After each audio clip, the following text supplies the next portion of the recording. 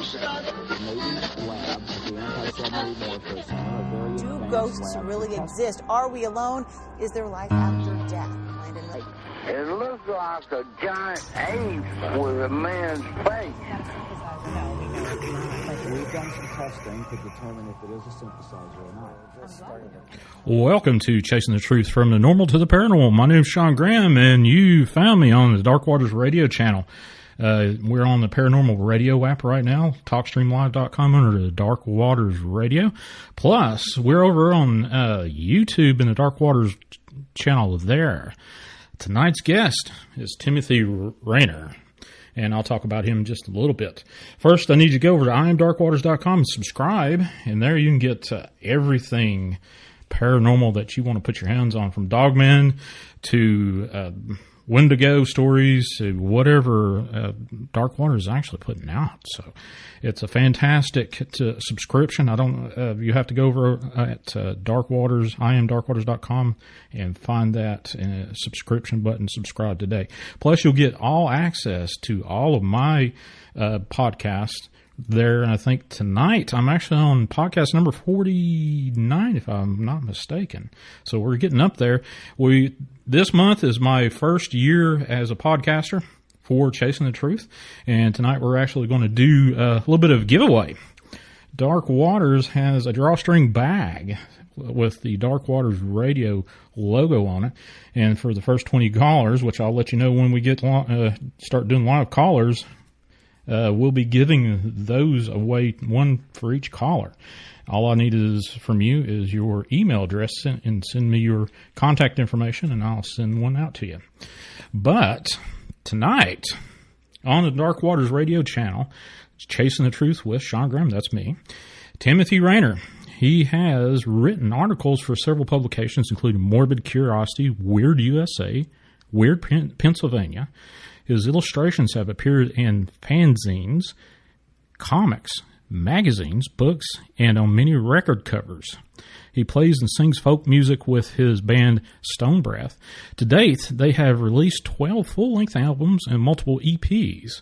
Timothy has studied various paranormal phenomena centered in south-central Pennsylvania, with a particular focus on legend of Toad Road and the Seven Gates of Hell.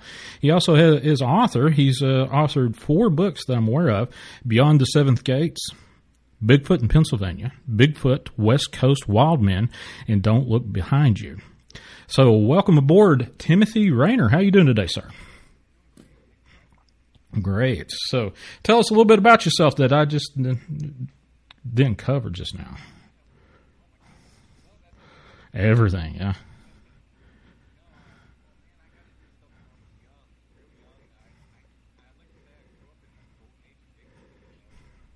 Oh, hold on just a second. Oh, man. You know what I did? I have, let's see.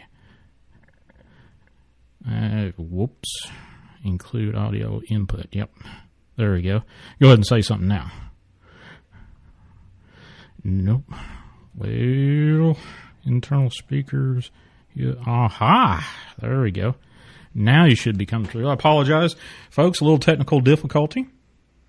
And here we go. I've got Timothy Renner on the line. So, all right, there we go. So like I was saying, I grew up in the golden age of Bigfoot. You know, 1970s when I was born, and the Patterson-Gimlin film had just been made, and Legend of Boggy Creek came out shortly after that, and In Search Of was on TV, and it just fired me up as a kid. Ironically, I'd seen a UFO. I never saw any Bigfoot or anything as a kid. I just really liked the legend. I saw a UFO when I was a kid. My mom woke me up when I was about 8 years old and asked me if I wanted to see a UFO. And, what 8-year-old kid's going to say no to that? No. So saw a UFO at a young age, but I was really, really interested in the Bigfoot phenomenon. And then I hit teenage years and got into music and girls and whatever else and fell out of it. But then as an adult, once I got the internet, I started poking around and realizing there's, it's still there. It never left. I left it, but it kept going, and became fascinated with it.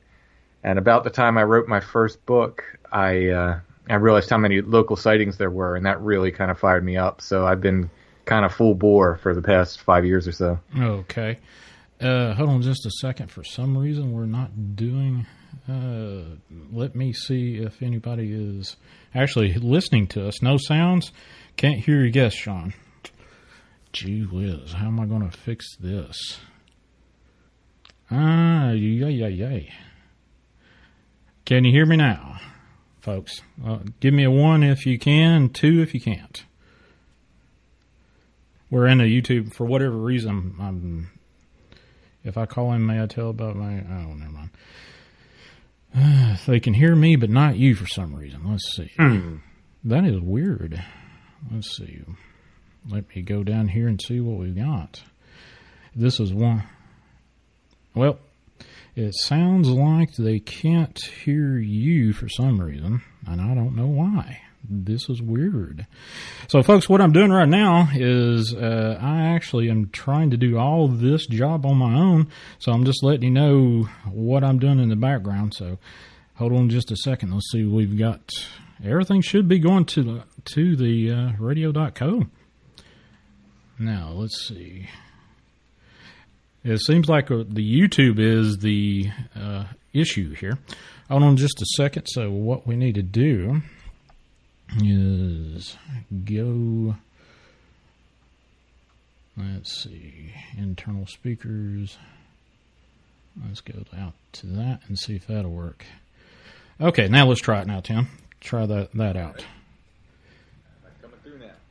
I can hear you, but I don't know if they can hear you. Let's see if they can hear you. Hello. Where are you? Right here you are. Okay, now go ahead and say a little something. All right. Can you hear me out there? I don't think so.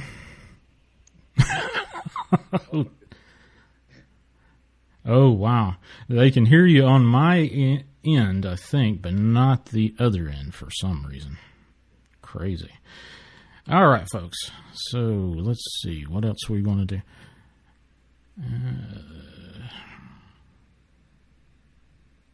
Live YouTube camera. I don't want camera. Yes. This is just annoying. I do apologize for technical difficulties as we're going through here. Let's see. What else can we do? Hey, Tim, what I can do is have you call me. Recall me back on the same Skype number. No, wait just a second. Yeah, call me back on the same Skype number, and we'll go from there. And I know I can get you through that way. So Use my phone and call me. No. You do the Skype thing, and what I'm going to do is I'm going to reroute it through my soundboard instead of digitally. So just go ahead and recall me. Hang up and call back. Hang up and call back. All right. All right. Sorry about that, folks. This is the first time I've actually tried to do a little bit of YouTube and plus this at the same time, but here we go. We're going to try her again.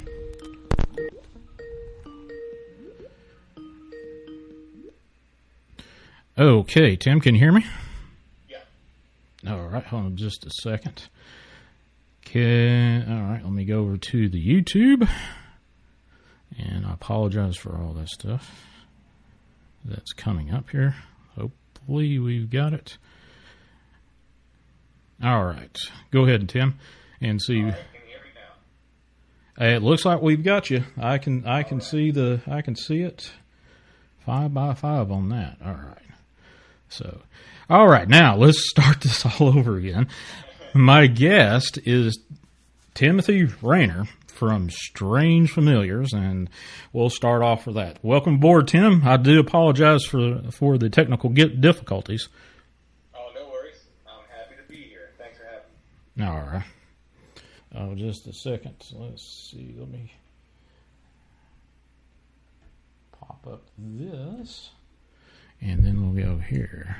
All right. So that's well, how did I do that? I just put you on reverb, and let's go here. All right, let's go this way, and then turn this down, and we should be fine. Okay, now, Everybody should have all that ready. All right. Now, Tim, welcome aboard. I think we've got the problems there, but here we go. All right, so we're all ready to go now. As far as I know, we're all lined up. All right, hopefully everybody can hear. Yep. So, yeah, well, I was introducing myself.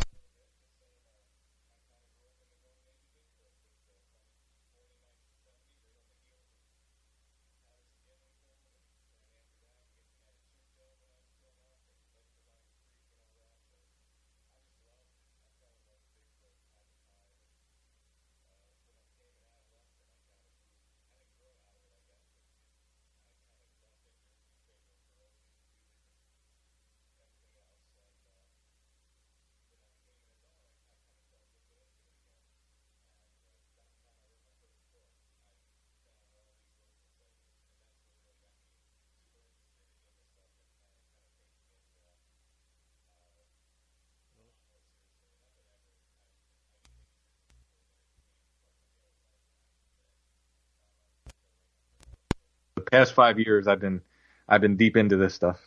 Jumped in with both feet. Still doing a little bit of work on the back end. All right, so I do apologize again. We're still having the difficulties as we're going along, and for whatever reason, mine's still okay.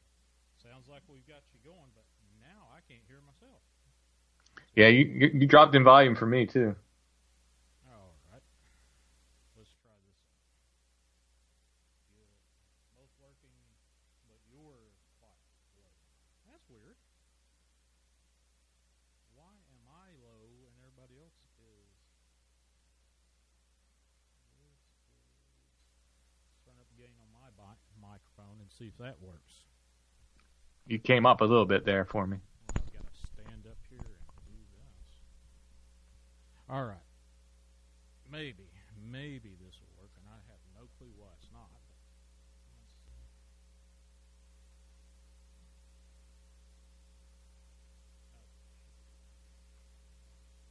All those up. All right. Testing 1, 2, 3. Can you hear me? Nope. Holy cow. Let's try this out. Maybe that will be it. Can you hear me now? Or is it still... I got you. Yeah, I can hear you good now. Okay. All right. Let's check in here. This is just totally weird. Okay. All I have to do is get real close to the microphone, folks. Now. Okay, Tim. Hopefully for the rest of the show, I may not be able to get calls coming in, but we'll try it out and see how it works out. But we'll see what happens. Now, folks, now you hear me and the guest echo. Okay. Wow.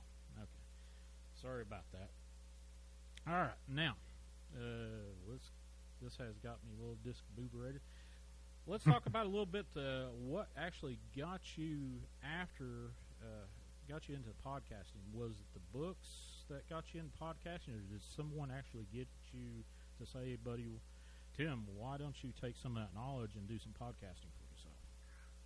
Well, I wanted to do like an audio documentary of my first book, and I kept bugging all these guys from different podcasts, like, hey, help me make this. I think it'd be a good, couple episodes for your podcast. At the time, I didn't realize what I was asking, how much work I was asking somebody to do with me by asking them to do that, until finally it was Soraya from Where Did the Road Go who said, Tim, just do it yourself. Make your own podcast, do it yourself. And I thought about it for a while, and I said, well, all right, I guess I'll do that. So I started off with the first 3 episodes were kind of just that. They were kind of an audio documentary of my first book. And then we took off from there and started having other guests on, and sometimes we go and do different paranormal investigations, and we record podcasts while we're doing it and so forth. So we do a variety of stuff, but really that's how I started, and I almost didn't stick with it, but I'm really glad I did, because it took me about a year to get my legs under me with it, and now I'm having a lot of fun doing it. I absolutely love it. Okay, So, what was the one thing that you remember as? Let me step in the microphone here. What was the one thing that you remember that really got you into getting into the paranormal? What was the first thing that really popped out? It was honestly, even though I saw a UFO when I was a kid, that didn't like. It was so matter of fact. My mom woke me up and said, "Hey, you want to see a UFO?" And I went down and saw a UFO. Even though I had seen that, and I had seen a will-o-wisp on our property on the farm. I grew up on a farm in Maryland. I'd seen a will-o-wisp there as well, and that didn't strike me as anything super unusual. Because again, I asked my mom what it was. I pointed out to her, and I said, "What is that down there?" And she said, "Oh, it's a will-o-the-wisp." And she was very matter of fact about it. So I didn't think it was anything really unusual or paranormal. I just thought it was. I didn't know what it was. I guess I was a little kid. I was 8 years old or so, maybe 10, and I thought it had something to do with the willow trees. I thought she was saying willow-wisp, and I thought it was a natural thing. So I didn't really think anything of that. But it was really seeing Bigfoot. I remember seeing that Patterson-Gimlin film on In Search Of, and that's what really, really fired me up and really got me fascinated as a kid. Wow. So, what was your last sighting? I know that you do a lot of investigations out there in the woods. What was your last sighting that you actually could say, "Yeah, I saw this"? We had some really, really weird lights that we saw in the woods. There's an area we've been investigating for a couple years now, and a friend of mine kept saying, "There's eye shine up there. There's eye shine up there." He was calling it eye shine. I still to this day don't know what it is. I suspect it is eye shine, or eye glow rather, but I do not know for sure. But he kept telling me about it, and I kept going up there at night. And I couldn't see it. Well, finally, I was there one night. I was with 2 other people, and I was there for about a half an hour, just long enough for my eyes to get adjusted to the light. And all of a sudden, I saw it looked like kind of a LED light in the woods, kind of whitish blue LED light. And I called the other guys over. I said, "Look, we got some lights over here," and we're observing it, and it started moving. It would move up and down, and usually in the, kind of seemed like a restricted space, like it wasn't going all over the place. And the guy who believed it was eye glow, he was there with me, and he said he was one of the 3 guys. He said, "Oh, that's when they stand up. That's when you're seeing them. They stand up." So at this point, I don't know. And then we're looking at it through binoculars, and through binoculars, it did indeed look like 2 lights, like eyes. It appeared to be one from a distance. Yeah. And the thing that really got me though is the longer we were there, the more of them lit up. And like I said, they looked like LED lights. They didn't look like anything natural. But the other guy that was with me, he had a military-grade laser pointer. It's a 10-mile green laser pointer. Mm-hmm. And I said, "Go ahead and hit one of those lights with that laser pointer, and let's see what happens." And he did it. And now people have gotten mad at me since because they said we're shining lights in the eyes of Bigfoot, lasers in the eyes of Bigfoot, and we could be hurting them. I want to say I didn't know what these were. I just thought they were lights in the woods. I did not at this point think they were Bigfoot eye glow or anything like that. But he would hit these. It would take him a minute to zero in with this laser. He would hit these things with it. They would turn red, and then they would go out, and they'd stay out for half a minute, maybe a minute, and then they'd come back on again. It was the weirdest thing I've ever seen. The longer we were there, the more of them kind of lit up, and they came closer to us. What made me finally think that they were eye glow, perhaps, is they were. I should note that they were changing colors too. As we were watching, they would change from that whitish blue to kind of a green and go to maybe an orange. The only time they'd turn red, it seemed like, is when he'd hit them with those lasers, and he did it several times. Each one we saw, he'd hit with the laser, it would turn red and go out. And like I said, what finally made me think it was maybe eye glow, like my friend was suggesting, is there was a guy on Sasquatch Chronicles named Jeremy. I had him on my show on Strange Familiars recently as well. Yeah. And he described the exact same thing in Texas that I was seeing, the difference being that he saw them in the silhouette of a Bigfoot creature. So after all that, I think, part of me thinks that's maybe what they are. For a while, I was just calling them weird lights.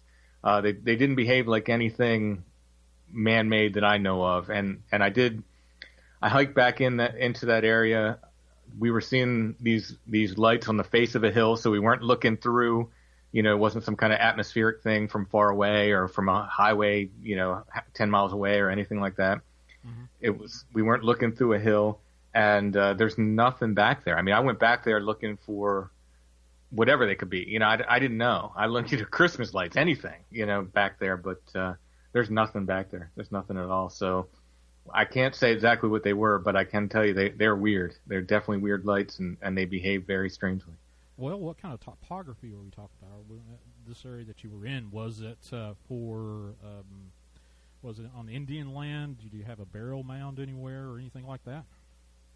Not to my knowledge. It does have a history of strangeness. What started us out investigating the area was it's a road that's now closed. It was a road, and I was asking a guy if he knew any legends, a local guy, and he started telling me about this road. And he said he used to go there when he was in high school, and they would have stones thrown at him from the woods. And as a person who's interested in Bigfoot, I very interested in that detail. And I said, well, what do you mean stones thrown at you from the wood? He said, yeah, hobos would throw stones at us from the woods.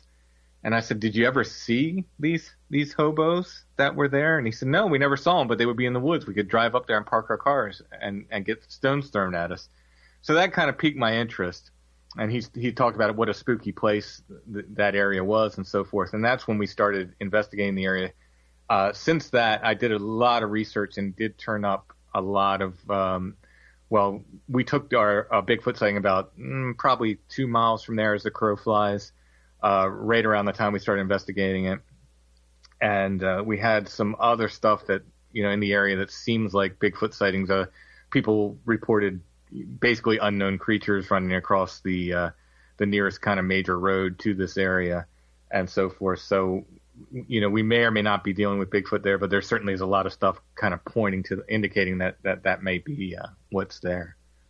Okay, so a lot of people are talking about Flannel Man. Oh, yeah. In a bunch of, I've got a lot of messages, not only in from YouTube, but tell me a little bit about Flannel Man. Oh, my goodness. Yeah, Flannel Man has been amazing. That Flannel Man, in a way, has become the story of Strange Familiars. I mentioned it early on because my wife had seen it. She woke up, one day in the 90s. We were sleeping in her parents' house. She woke me up screaming and said there was a guy standing at our feet. He looked dressed like a lumberjack, wearing a red and black flannel shirt, kind of checked plaid flannel shirt, holding an axe, big beard, and just standing there looking at her. And interestingly, she said he kind of looked like he was caught on his face, like you shouldn't be seeing me, or I can't believe you're seeing me, or something like this. So she screams. I wake up, and of course he's not there. Years later, on the internet, I read a note somewhere in some forum that other people were seeing similar entities, this Flannel Man entity. Now, since then, it's come to my attention that John Keel wrote about it in the 70s and so forth. So it definitely was an existing thing before I ever mentioned it on Strange Familiars, but I didn't really know that at the time. I had read, Keel mentions it in Mothman Prophecies too. I'd read that book, of course, but I didn't make a note of that specific, it's about, there's like one paragraph about the Flannel Man entity, which he doesn't call by that name in Mothman Prophecies. But I mentioned it on the podcast, and I started getting people contacting me.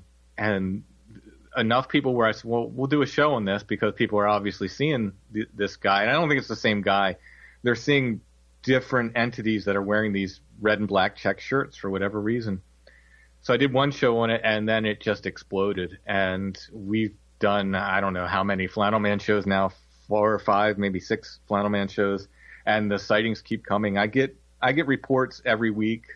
For a while there, I was getting probably 3 reports a week. Now it's probably down to 1 report a week. But just people from all over. And usually they've heard about it through the show because we're talking about it, and they can't believe other people have seen it. But it's been amazing. The journey's been amazing because it's not what I expected when I started the podcast. I did not think we were going to become the home for Flannel Man. It's just something I mentioned off the cuff because my wife had seen it, and it just exploded. And so many people have seen it, and now we're getting just very, very strange reports of other things that may or may not answer the description of gray aliens, for instance, wearing red and black checked uniforms and just all this bizarre stuff that's kind of related to these entities wearing these red and black check shirts. Some of them, sometimes people report seeing like something else, like maybe Bigfoot or something, or they'll have a ghost experience, and then they'll walk down the street and then they'll see some weird guy in red and black flannel. You know, it just happens to be there. It's very, very bizarre. So is these located in a person's home, or is it outside in the woods, or both? Both. The most of the sightings happen when people wake up, and it's not sleep paralysis because people are definite that they're awake. They're awake, they're moving. A lot of times they'll go to the kitchen, get a glass of water, come back, and they'll see this entity. Or they'll be awake, you know, they're not frozen, they're not like locked like you are in sleep paralysis. They're up and moving, and they'll see this character. I had one woman on the show, she and her daughter saw it at the exact same time in their house. So somehow the mom woke up, saw it, screamed, heard her daughter screaming, and then they she asked her daughter what she saw, and they described the same thing. So most of the sightings are happening in people's homes, but I've gotten some really neat ones outside. I had a girl tell me a story when she was really little. She said it was a Halloween night, and she was going through the woods, and she came upon this lumberjack-looking guy, big beard, and she said, but he wasn't right. He was taller than anybody she'd ever seen, and he wouldn't talk. She said she actually pulled on his beard because she thought he was a Halloween, out for Halloween or something. Oh, so this is actually something you could touch. A lot of people have touched them or been touched by them. Yeah, it's more than a ghost, whatever it is. So this guy pressed pumpkin seeds into her hand and let her hand to the ground, and she felt like he was telling her to plant the pumpkin seeds. So that was a pretty neat one. But yeah, they're all over the place, and some people get, like, she got a very good feeling from them. Some people do not get good feelings at all from them. Some people get very, very, very negative feelings from them, and some mostly I think people are just very neutral about it. They're shocked to see them, especially in their house, because it's somebody shouldn't be there, but they don't get a particularly, other than being shocked and scared because it's somebody who shouldn't be there, they don't get a particularly, nasty vibe from the guy. But some do. Some have had some very, very kind of negative experiences with them. So what part of the country is this located? Or do you get more reports from the northeast, southwest, or is it all over the world that you're getting these reports? I'm getting reports from all over the world, at least so far from Europe and the United States and Canada. However, the most reports seem to come from areas that had lumberjack camps, logging camps.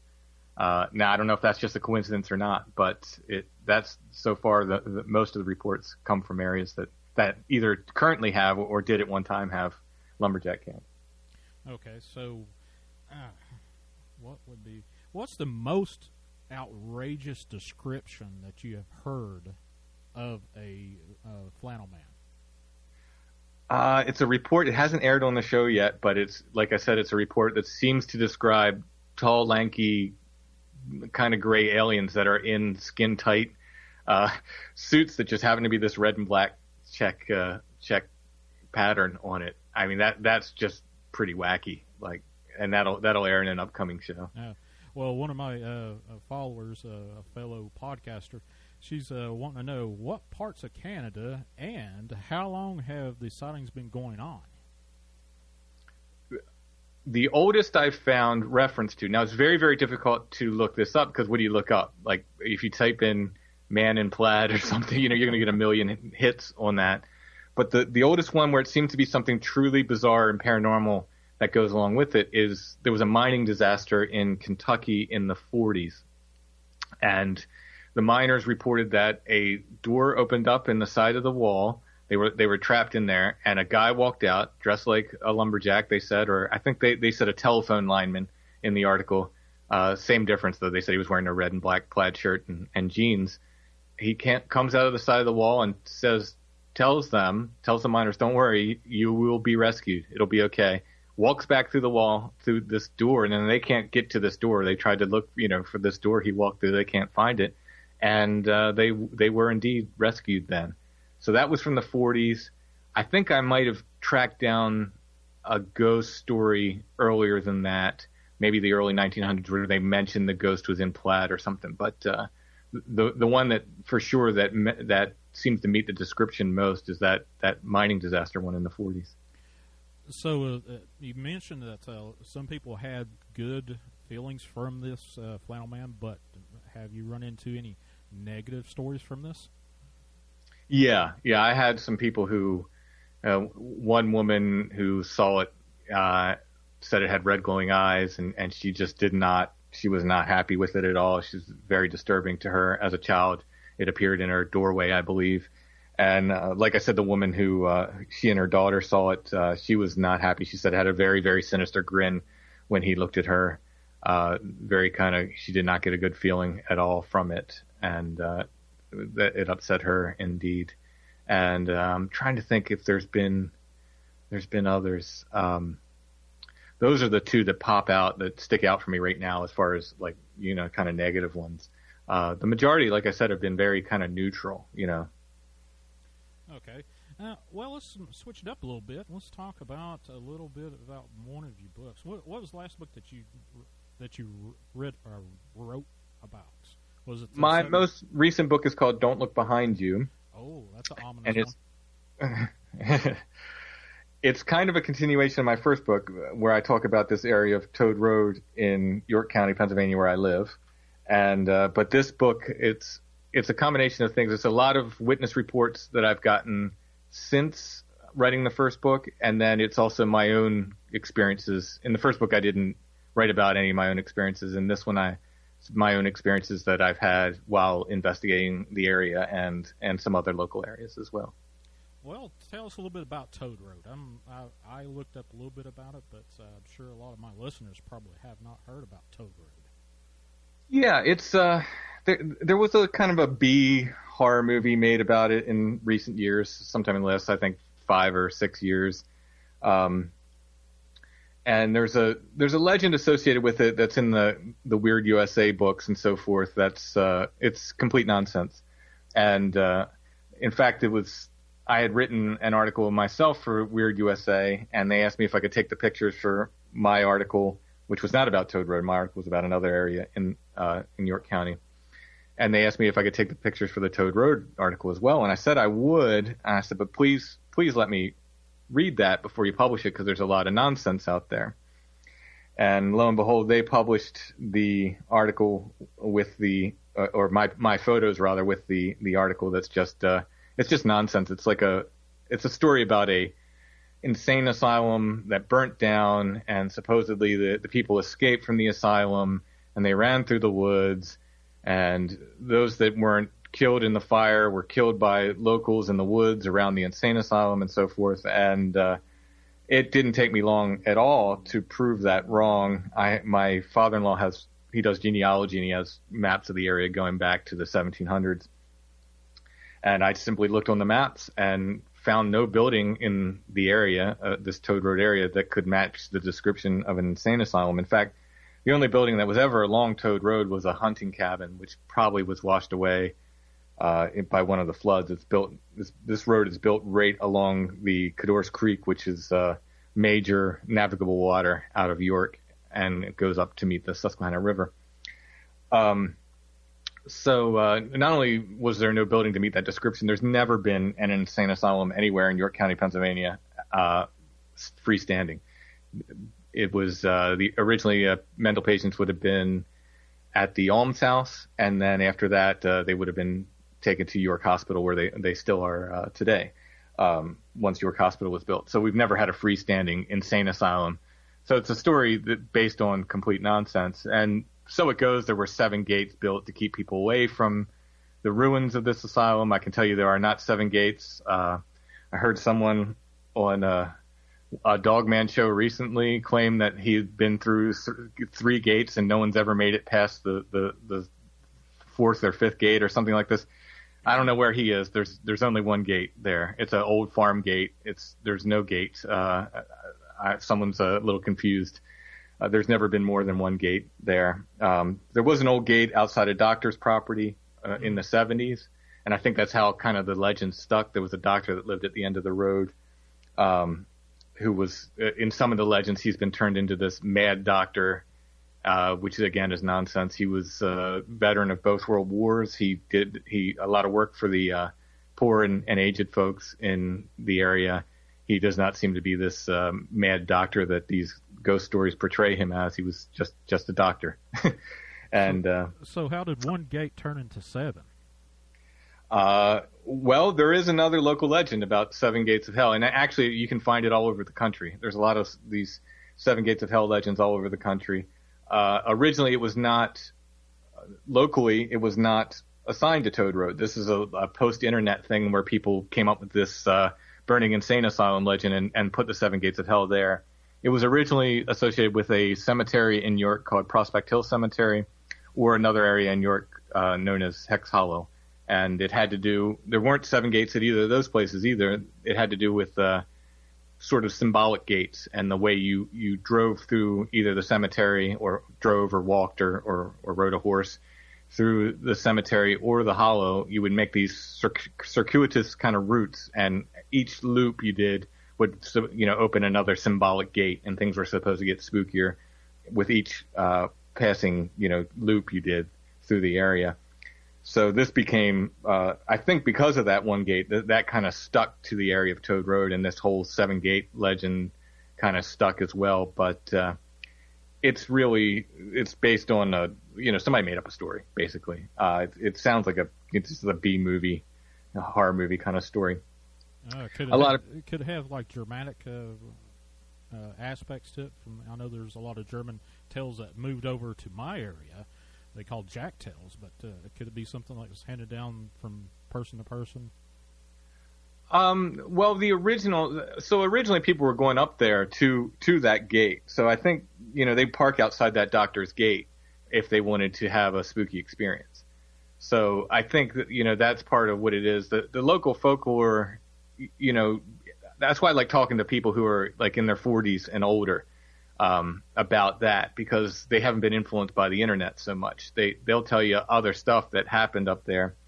And the interesting thing is, like, a lot of spooky stuff does happen there. A lot of, I've collected a lot of reports, but none of it has to do with ghosts of insane asylum people.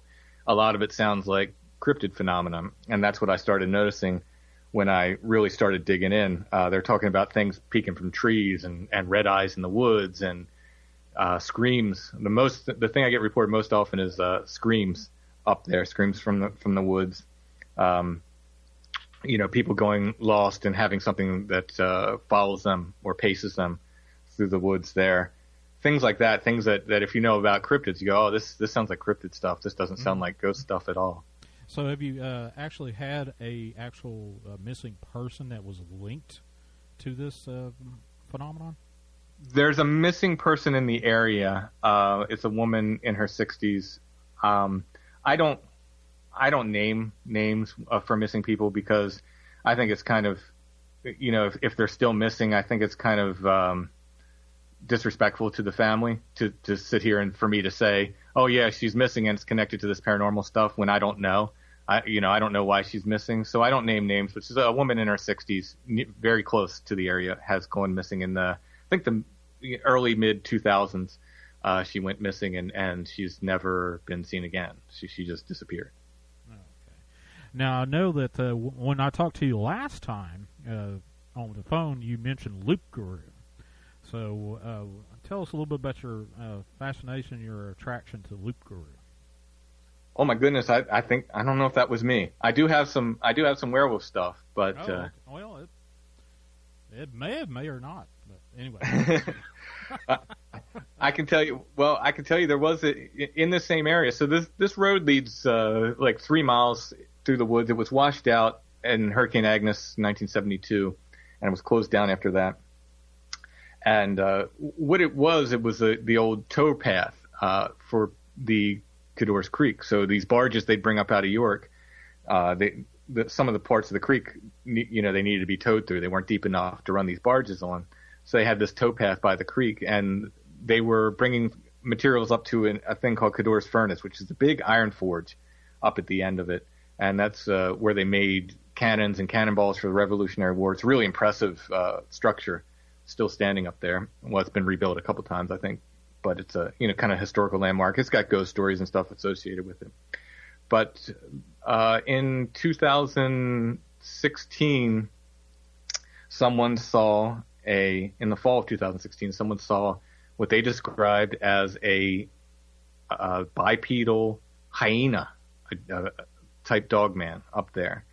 And Stan Gordon, actually a researcher from Western Pennsylvania, he gave me the sighting. And they didn't have too much information other than it was this big kind of, you know, hyena type dogman. And interestingly enough, I took a picture of something. It's on the back cover of my first book. Again, I don't claim that it's anything. I didn't know that I was taking a picture of it when I saw it. It's not going to convince any skeptic that it's anything, but a lot of people look at it and they tell me it looks like some kind of, you know, dogman type creature. I don't know. It's just, I can only tell you I didn't know I was photographing it when I took the picture. And then when I came back to try to duplicate the picture, I couldn't duplicate it.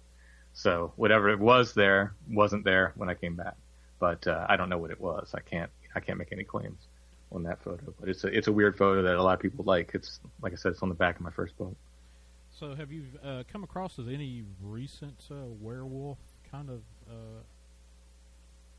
not per se what you've gathered yourself as you went out and, you know, throughout the woods and stuff, but have you come across some really good smack you in the face kind of evidence that really said, oh my, I've got something right here? There's it's an ongoing investigation. It's just south of me in Maryland that the witness first contacted me and said she saw a big black wolf, and like really, really big, you know, 4 foot, 5 foot at the shoulder kind of thing. And she was very certain it was bipedal. She said it looked like a wolf, had a tail, you know, ears on the top of its head. But she works with the public, and she started asking her neighbors about stuff. And all of her neighbors reported stuff that sounds like Bigfoot. They're reporting specifically Bigfoot. Her husband saw something outside of their house. It crossed in front of their deck, or he could see it above the deck. And I went out there and measured. That was like 8 foot high. And he said that was gray. Whatever he saw was gray and hair covered and real quick. But that's so I don't know if, you know, if we're talking a werewolf with what she saw, but it is a, you know, a wolf-like creature. That's been the band. She's a very, very credible witness. Very, very, she's excellent. One of the best witnesses I've ever dealt with, and completely fearless about asking our neighbors what they've seen. So she's got me a lot of great reports in the same area. So again, yeah, I don't know if we're dealing with a, you know, dogman werewolf type things there or not, but she definitely reported, you know, at least a quadrupedal, very, very large wolf.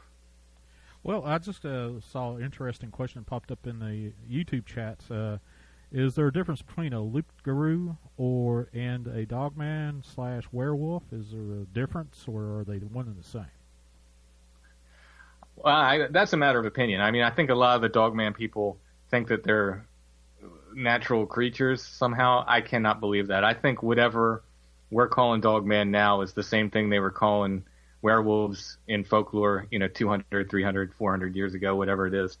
And I don't think it's a natural creature. There's nothing in the fossil record that's convinced me that it's a natural creature. I'm not saying that it's not physical, that people don't see it. I just think there's something else to it. There's some kind of paranormal or supernatural element to it. So I think it's all probably the same, you know, in the same thing that people are seeing. It's just we used to call them werewolves and now we call them dogmen, but I certainly could be wrong.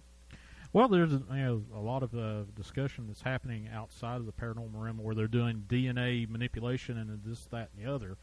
Could there be a black ops project out there producing these type of werewolf sightings?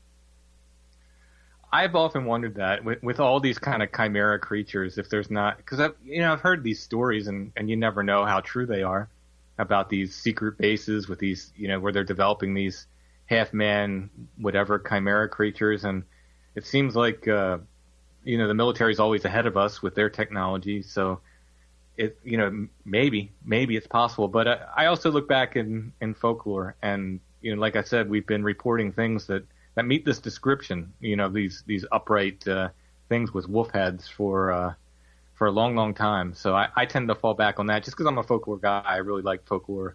And I think a lot of people in the sort of cryptozoology community use folklore as some kind of an insult. Oh, that's just folklore. But to me, folklore was probably the cryptid reports of the day. It's changed over time because it's a big, it's whispering down the lane. Things will get more exaggerated and the elements of other stories will creep in and stuff. That's just part of the folk process. But there's enough about these things that are similar that's convinced me that whatever they were talking about in these old folklore reports are probably the same thing we're talking about today when we talk about these various things, whether it's Dogman or Bigfoot or whatever.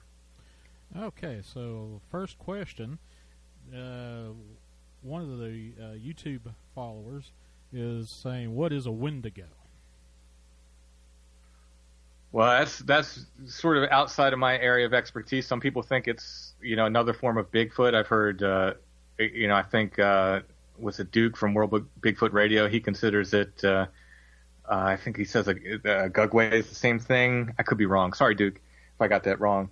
And other people claim these Wendigos are, more kind of almost like the rake-like creatures. They're real skinny and pale and they describe something else. So I guess I'd have to know exactly what are we talking about when we talk about Wendigo. I mean, I've seen some images of them with bones, like deer bones. They're kind of anthropomorphic, sort of. They look like zombie deer or something. So I don't, I'm not familiar enough with all of the legends to make a call. But I think in most cases, probably it has something to do with the Bigfoot legend. But I know I don't have any. I seem like I'm backing away from stuff. That's because I don't have any hard answers on this stuff. I try to keep my own mind open, so I don't come down with any hard decisions on this. Well, let's see.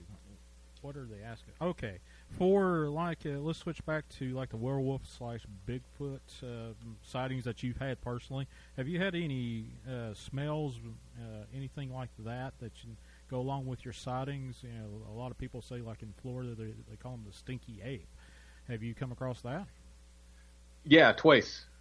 And one had nothing to do with the sighting, but it was a creepy day. It was an area that I was. It wasn't way far out in the wilderness. It was in a local park, and I came across an area of stacked quartz stones one day. They were just stacked up at a trailhead, and I was, oh, that's interesting. And I changed the stack and happened to come back a few days later, and it was changed again. And I said, oh, well, somebody's doing this, somebody else is doing this. So I changed them again, and it was the closest park to my house, so I was there a lot. So I happened to come back again for a hike, maybe a week later, and it was changed again. So it's aha, and at this point, I'm not thinking it's anything other than a person. Okay. Another question is, has Tim heard of the Maine wolf, and could this be the werewolf? I have not heard of that, so I can't weigh in. Okay, I'm assuming it's part of Maine, the state, Maine wolf. So, any thoughts on the giants? That's another question. The giants. Yeah, I mean, those are super rare. The reports of those are super, super rare. But there's some really, really compelling reports out there. With the they leave 4-toe tracks, I believe. Sometimes they have that outrigger toe. They call it on the side. Really, really massive, absolutely huge tracks. Very, very interesting. There's a lot of folklore on giants. There's a lot of reports in the old days of people talking about them. So I have to think there's something to it. Again, I don't know that there's a breeding population of natural giants out there, but I think somehow they're here, you know. Okay. Well, one of the things that I personally love about paranormal is Bigfoot sightings and UFO sightings. And I have actually looked at maps of sightings over a chronological mapping of both and laid them on top of each other, both Yep. UFO and Bigfoot. Have you seen those two sightings correlate with each other? Absolutely. I joke around and I say, if you find me a Bigfoot sighting in Pennsylvania, I'll find you a UFO sighting within the few days in the same area. It's a little bit of an exaggeration, but it's true enough, where there are many examples of it. I just wrote a chapter in my forthcoming book, it'll be out later this year, writing with Josh Cutchin. It's called Where the Footprints End. And I document so many cases of Bigfoot seen together with UFOs, or roughly at the same time, maybe within a day or so, usually the same day, often at the same time, that there's no question in my mind that there's some correlation between the two. Okay. Well, we're getting right at the top of the hour at 10 o'clock Eastern Time. What I'm going to do is going to take a little bit of a break here and let Tim take a break. And I'm going to try to work on this microphone issue in the meantime. But I'm going to go ahead and start the commercial music for a little bit. Take about a 5-minute break there, Tim, if you don't mind. Are you ready for another hour? Sure thing. Okay. Go ahead and take your break, and we'll be back in about 5 minutes, folks.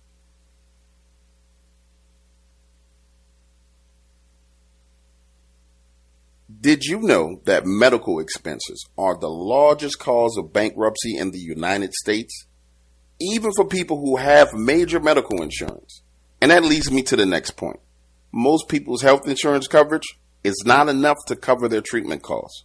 That's why you and your family need a living benefits plan through Manhattan Life. Just think, no medical exam required, and we're not talking about accident insurance. We're talking about life insurance protection. Furthermore, you can quote yourself on your own time if you go to imdarkwaters.com and click the Manhattan Life Insurance link today.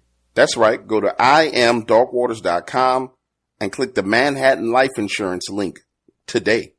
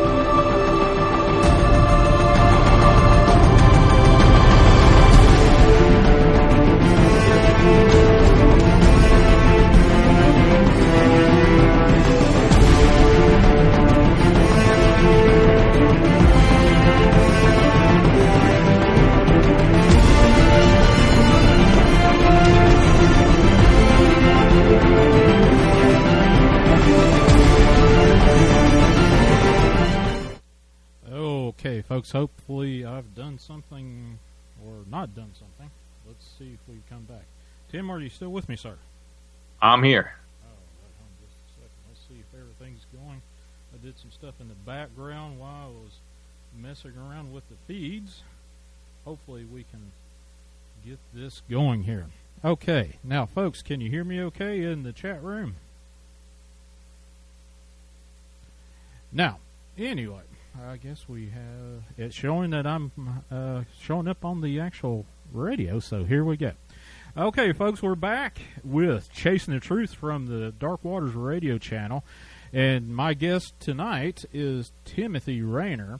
He's from StrangeFamiliars.com, and he has written 4 books about the paranormal, and we just finished our first hour with him, and he was kind enough to stay on board while I was messing around with a little bit of technical issues in the background. So, Tim, tell us a little bit about how to get a hold of you, just to start off the top of the hour. Sure. StrangeFamiliars.com. That's all that contact information goes to me right there. So that's probably the best, easiest place for people to go to find me. If you want my books, you can look up Timothy Renner on Amazon. People question sometimes if it's okay to buy from Amazon. It's okay by me. They're very fair with the split on the independent author books. So if you prefer to get them from Amazon, you can get them from Amazon. I know a lot of people have Prime. But if you want to get them directly from me, I have copies. You can get signed copies directly from me. All right. Well, just a little bit of housekeeping, folks. I don't think I'll be able to take phone calls tonight. Unfortunately, I'm sorry about that, Tim. Just with what I had to do with the setup, I'm not able to add another link in for tonight. So I am taking live chat over on YouTube. If you got questions, just roll into that live chat on YouTube and send them that way. And first question right off the bat, does Tim know anything about the Hat Man, especially the short one? The short one. I've gotten reports of the tall one. I haven't gotten reports of the short one. He's one of these, what I like to call, and I borrowed this phrase from John Keel, these like bedroom invaders, they call them. These guys that just kind of seem to show up in people's houses and so forth. And he seems to be one of them. But other than that, I wish I knew what they were. I wish I knew what Flannel Man was. I wish I knew what all these things were so I could give people definite answers. But that's part of it. Part of it is the mystery, and I'm in love with the mystery. Well, with the Flannel Man, from what you have told me about it on this radio show, plus what I've researched in the background, could Flannel Man be like a shadow person? It could be, an expression of the same thing. It really could. It seems to. I mean, obviously, he's not comprised of shadow.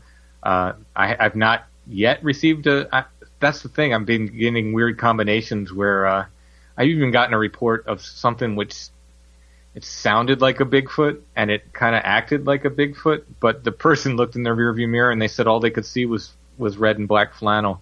So it's really, really bizarre, like the combinations that are coming up. So I will not be surprised if I get some sort of shadow person Flannel Man combination, mashup at some point. But it could certainly be an expression of the same kind of thing. Okay. There's a couple questions about I may butcher the pronunciation of this. An Albert Witch. Yeah. Well, yeah. What is it? I've got questions about. Please ask about the Albert Witch from Minifist. So that is a local cryptid. That is a lot of people have said they're a little Bigfoot, but they're not. We've never had a report of one with an adult Bigfoot, and they're not built like Bigfoot. They're very skinny. They're 3 to 4 feet high, usually reported. Very skinny, hair-covered things. They are reported along the Susquehanna River most of the time, and they seem to be some kind of another one of these like little cryptids. They've been here a long time. I've gotten reports back from the 1880s. There's a report in a book of folklore nearby that talks about they don't call him Albatwitch by name. Albatwitch is a German name. It's the Pennsylvania Dutch name for whatever these are. But they were on the shields of the Susquehannock Indians when the Europeans got here and so forth. So, it's just it's one of these kind of local cryptids that we have here. It's probably in the same category as these other, what they call little people that appear elsewhere in the country. I was about ready to ask you about that. The little people. Mm-hmm. Yeah, they're supposed to be a whistle. Sometimes they're said to whistle and draw people out into the woods, and from which they never return. And I found a local book of folklore that said there's what they call the Albatwitch welcome whistle, which certain hunters are supposed to know. I've never heard it myself. I'd like a hunter to teach it to me. But supposedly, if you learn this whistle, you can call them out when you go into the woods. You do this welcome whistle, and the creatures are whistled back. So, when you come across these sightings of whatever the cryptid is, have you come across any kind of dark magic, black magic, tribal magic in this folklorish kind of rabbit hole you've been going down? Not specifically. I'm trying to think if there's any cases of it that are specifically linked to that. I've had some instances where I've uncovered, for instance, people doing spiritualism, automatic writing and stuff in the same area. Like there's an 8 square mile area that I do a lot of research in southern York County, and in that area there was people doing automatic writing, and they were spirit contact and stuff. But it's not necessarily directly related, I don't think, to the other sightings. It's kind of like another weird thing that's happening there. So have you found any like totem poles or anything like that in the areas that you went Bigfoot and cryptid hunting? No, I find skulls. Find a lot of skulls, but other than that, one of them I found mounted in a tree, like impaled on a tree branch, about eye level. But other than that, nothing necessarily that sticks out. Okay, so back to this Hat Man thing. How much of this can be contributed to just say sleep paralysis? One of the hats that I wore before I started podcasting was I was a director over a bunch of sleep labs, and sleep paralysis can give you some rather wild dreams. Yeah. Oh, yeah. I think it's related to sleep paralysis. I really do. I think I don't think sleep paralysis explains the paranormal. My friend Josh has a great saying. He says, "Don't confuse the keyhole with the room," by which he means the keyhole is sleep paralysis. It's just one way in to this weird stuff with the paranormal. So it's I think, yes, sleep paralysis can sometimes be responsible for this, but I think it's also getting us glimpses of the paranormal when it does happen. So, do you normally group together Dogman reports with your Bigfoot sightings or any of that kind of nature, or do you separate them out? Yeah, and how you I generally separate them out. If people are sure, if they're sure what they saw and they said that there's ears on top and it had a snout or it had a tail or something, I will separate it out and kind of treat them as separate sightings. Sometimes I think. I've had a couple reports where I thought like maybe because Dogman's kind of hot right now. It's the big scary one, and I thought maybe what they saw was not Dogman. Maybe they saw a little Bigfoot or some other kind of thing, and they just kind of wanted it to be Dogman, so they reported it as a Dogman. But I can't say for sure. In the end, I have to trust what the witness says. If they're describing ears on top and it's a snout, like I said, I'll go ahead and put that in the Dogman category. Now, one of the things that I've noticed on a lot of blog spots and some popular TV shows, which I'm not going to name right now, have you found like tracks and stuff that you've actually done castings of? I have. So I think there's this idea, probably because of TV shows, that if you go looking for Bigfoot, like there's just tracks everywhere, and you'll find these tracks, and you'll be getting casts all the time. A castable track is a very, very rare thing.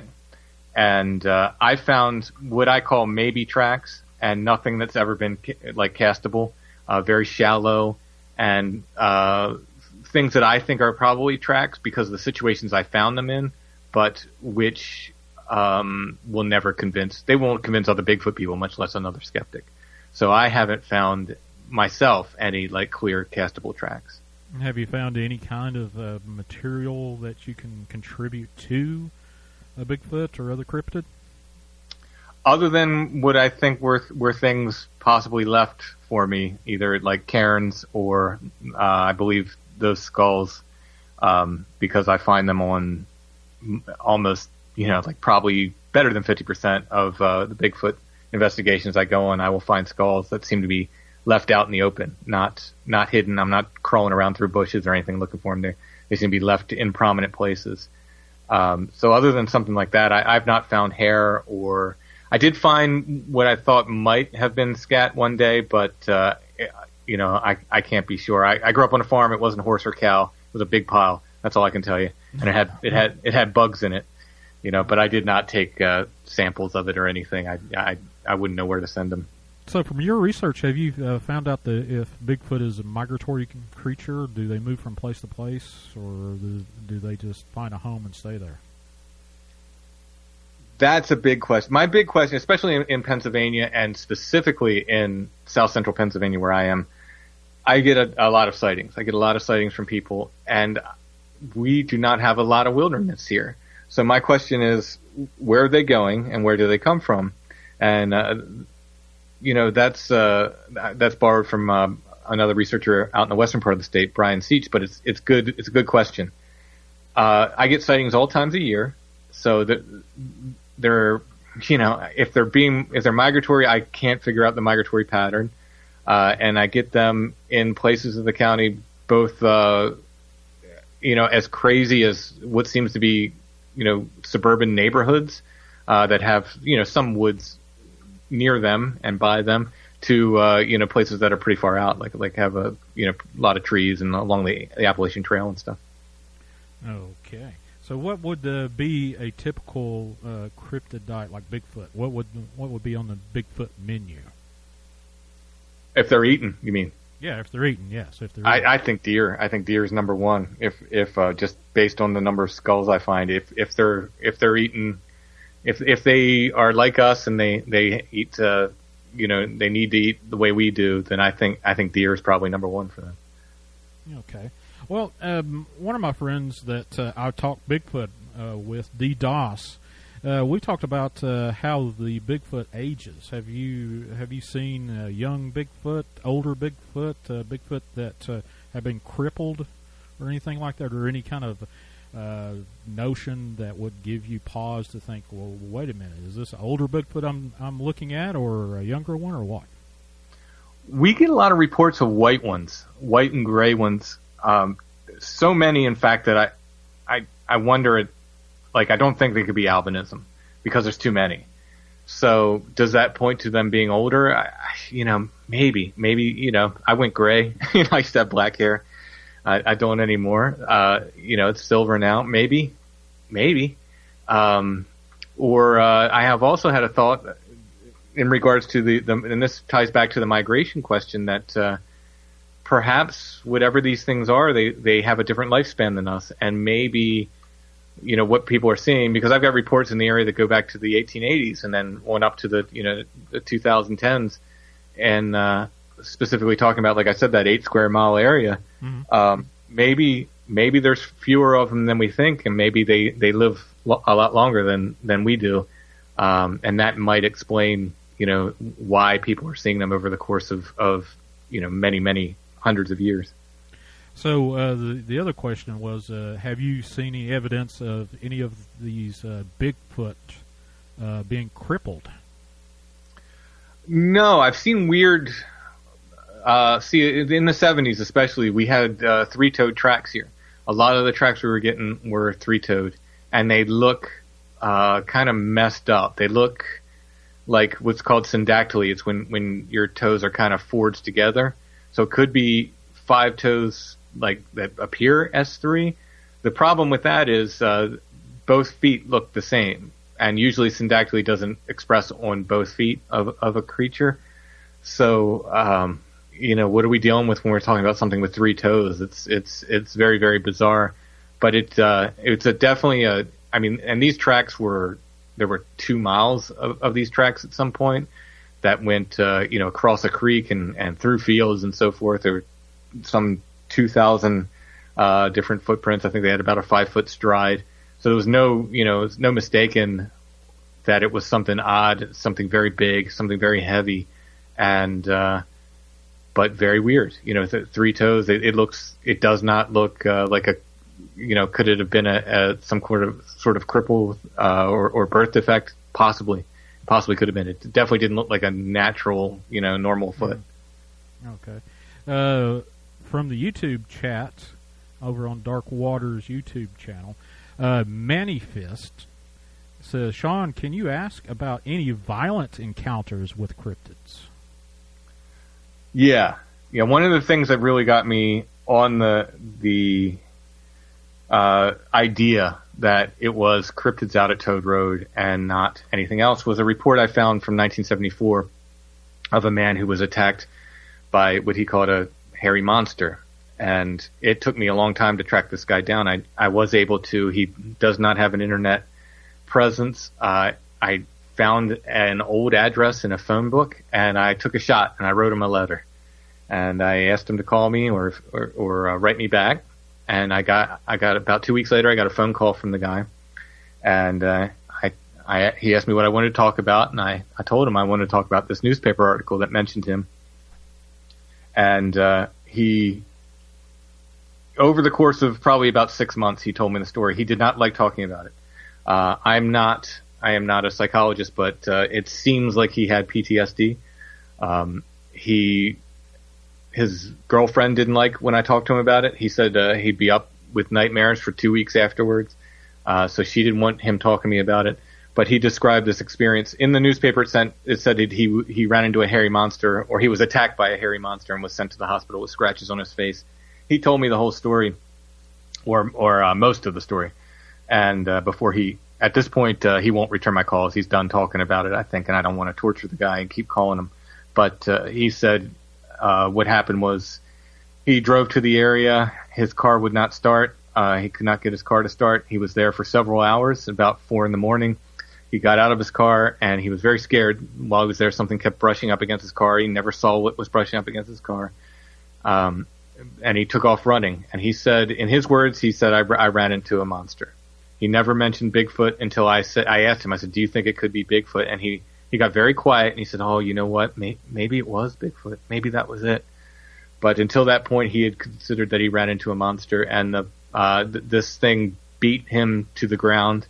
It sent him to the hospital with a head injury. It was much more than a quick hospital stay for scratches on his face. That was reported in the paper. He was in the hospital for a week. He was really brutalized by this thing. He said he ran directly into it, and it just beat him up. It just beat him down. And he was taken to the hospital. Like I said, the police came and retrieved his car. The door was open on his car, so something or someone with hands had opened the door. The car started fine for the police, no problem, started right up. They were able to drive it away. And the police report, he said that they told him that he ran into a man wearing skins, and he said, no way. This is way bigger than any man I've ever seen. There's no way it was a man wearing skins. And then I believe the final police report, he said they put down that he ran into a cow, and this guy lived on a dairy farm. He said, I know what cows are. I did not run into a cow. So that was a very, very aggressive report that I took in that area, Toad Road. So yeah, I've taken a couple of them. So have you heard of anybody reporting that they actually shot at a Bigfoot or Dogman or anything like that? Not nearby. Not yet. So I've heard other reports in other parts of the country, but nobody nearby. Okay. Here's one question from the chat room. What is Tim's favorite cryptid and why? And what does he think Bigfoot is? Oh, what does he think Bigfoot is? I'm sorry, I just had to reread that. So I'm going to go with Bigfoot. Bigfoot is absolutely my favorite. I think there's so much to this wild man archetype in the way that UFOs have changed over time, but have always been with us. This wild man as well. It's seems like it's gotten wilder for us recently. The Bigfoot reports are real wild. It seems to be like a very, very wild man. But if you go back to the 1800s, you still have wild men. You still have these reports, these hair-covered things, but they don't seem to be maybe quite as wild as they are now. The phenomena kind of changes a little bit over time. It's very, very interesting. I think the wild man has been with us since the beginning of time. It always has lived in the woods next to us. What it is, I think it's more than a gorilla. That's all I can tell you. I do not think it's just an undiscovered gorilla. It's something much more than that. There's something way weirder about it. It shows up, like we were saying, it shows up with UFOs. It shows up with other strange lights. There are reports of it holding glowing globes. There are reports of it in conjunction with big cat sightings and so forth. There's so much weirdness associated with the creature that is not associated with, say, mountain gorillas, for instance, that I'm just convinced it is something far, far stranger than an undiscovered gorilla. I believe it's an expression of the wild man archetype. I also have to say that I believe it's completely real, that people are seeing it. It's solid. It's as solid as the desk in front of me now, and it leaves footprints. So when I say that I don't think it's a gorilla, I'm not saying I think it's a ghost or some kind of illusion or anything. Or it's a real thing that people are seeing. I absolutely believe them. I've talked to way too many credible witnesses that are absolutely convincing in what they tell me, but they also tell me some weird stuff that goes along with it that is confirmed by many, many other reports.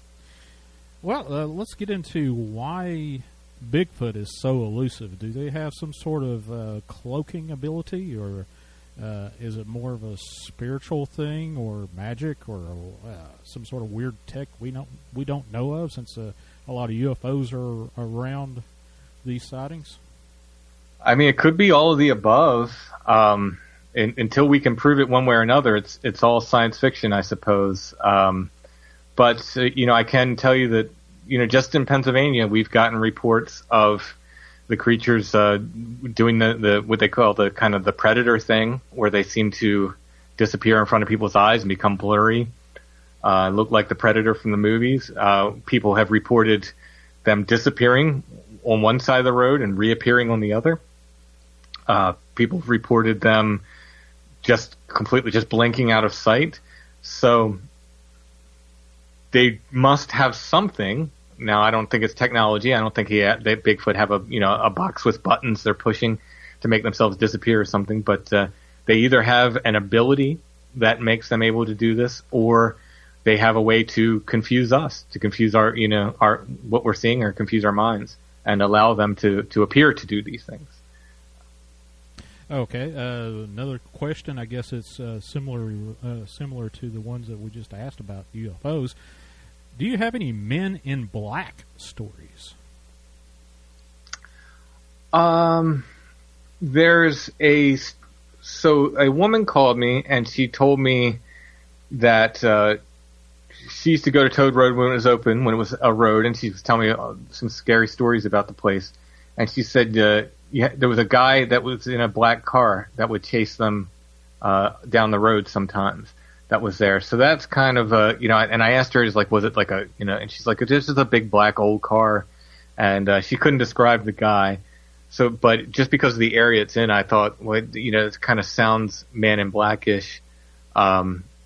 She also told me about a toad man that lived there, which was new to me. But I found some old reports which seemed to not confirm it, but they seem to be talking about similar things in the area. But in any case, I've often wondered if these guys that kind of show up and sometimes intimidate Bigfoot witnesses, and sometimes they're described as wearing flannel, by the way, if they're not an expression of the Man in Black, if they're not the sort of Bigfoot version of the Man in Black phenomenon. But I haven't collected any Man in Black reports myself. I would like to get some. I definitely want to do a show on that upcoming. So we'll see. Looks like we're getting into the urban legends in the chat room. One of the questions is, do you have any black-eyed kid stories? Again, nothing local. Nothing. Nothing I've investigated. I've talked to David Weatherly, who's the guy for that. He's written a book on it literally, and he's just gotten so many reports. But I've looked around for him, but I haven't been able to find any locally. Much to my daughter's chagrin, she's very, very interested in black-eyed kids. She always wants me to find. Find the black-eyed kids. You need legends of black-eyed kids, but I have not gotten any yet. No black-eyed kids. I went down that rabbit hole for about 6 months, and I was like, it sounds like an urban legend to me. At the end of my 6 month jump into that little hole there. I don't know. It's. I mean, again, there's enough reports of them that it just makes me wonder. And I did track down a Bigfoot witness. He was having ongoing Bigfoot. Now, this wasn't my witness. This is just someone I read about in a book who was having ongoing Bigfoot activity around his cabin, and told a story about one night he got a knock on the door and he opened it up, and there was these two kids out there, and they told this cockamamie story about breaking down 7 miles away, but their clothes weren't dirty. They were wearing brand new clothes. And the guy goes through this whole story, and at the end he says, but I can't remember their faces. I can't remember what their faces or their eyes look like. So that's always made me wonder if and that was from 73 or 74. So that made me wonder if he was having maybe an early black-eyed kid experience. But again, that's not a case I investigated my own. It's just one I ran across. Oh, here's a question I've asked a couple of guests of mine. What was the best cryptid story you heard, and then you found out it was BS after you started getting into it? Oh my goodness. Geez. Well, I don't know that it was BS. I think it was mistaken. I think it was a very, very eager witness who was mistaken in what she saw. But I did an investigation. It was someone who told me she was having repeat Dogman sightings, and I just did not find anything that pointed as such. But while we were investigating the area, a huge German Shepherd came running up to us, and I often wondered if she had mistaken, what she saw for that. But I can't say for sure. And I will say that this particular witness got mad at me for saying that, because she believes entirely of what she saw is what she said she saw. So I should not, I shouldn't be casting aspersions on that. But I've wondered a couple times with witnesses if they saw 100% what they thought they saw, necessarily, just because of the information they've given has been kind of like, well, I'm not sure how for instance, this Dogman sightings were around apartment buildings, and there were people there constantly. People always at these apartments. They were up all hours of the night. The several times I went there at night to investigate, there were people up, partying and so forth, and I just couldn't understand how they were not being seen by anybody else. But I don't think they were necessarily trying to hoax me or anything. I think it's just, maybe, we just don't agree with what she saw, maybe. Oh, okay. All right. How about crop circles? I just recently saw the first crop circle of the year actually was put in the news here in the last couple of days. Do you know anything about crop circles around these Bigfoot? Well, I haven't seen any. We had a sort of a landing here in the 1970s during a Bigfoot flap. It's in Gatchellville, Pennsylvania, which it wasn't necessarily a crop circle, but it burned part of the field, and there was a triangle left in the field. And while not directly associated with Bigfoot, it was in the same area that we were having like a bunch of Bigfoot sightings at the same time. The most interesting thing to me about crop circles is that several people have come forward and said they make them, that they physically make them. They're the ones that do it. But what's really, really interesting about that is they say while they're out there in those fields making those crop circles, they will see and experience very, very weird stuff. So while they're doing it, they're seeing orbs and weird lights and having just weird stuff go off around them, which is a very, very interesting aspect of the phenomenon, I think. All right, I keep seeing one guy, Richard, in the YouTube chat room. He keeps saying grinning man. Do you know any stories about a grinning man? Well, he's another one of these guys that seems to just show up out of nowhere. I think. I mean, I kind of put him in the same category as the Hat Man kind of thing. Just a very, very sinister thing that people are seeing and definitely don't get a good feeling from him. I often wondered if that the Flannel Man thing where the woman and her daughter saw it at the same time. She very specifically said he had a kind of an evil grin, and I often wondered if this was the same, the same expression of the same kind of thing. She just saw a grinning man in flannel. I believe, now I haven't written anything about this or really researched it, but I believe the grinning man, like the grin, there's something that's like too big or unnatural or something about it. Something looks off about the grin, I believe. And like I said, this witness. So. Yeah, I agree. Absolutely. It's these are life-changing events. It didn't hit me that hard, like I said, when I was 8.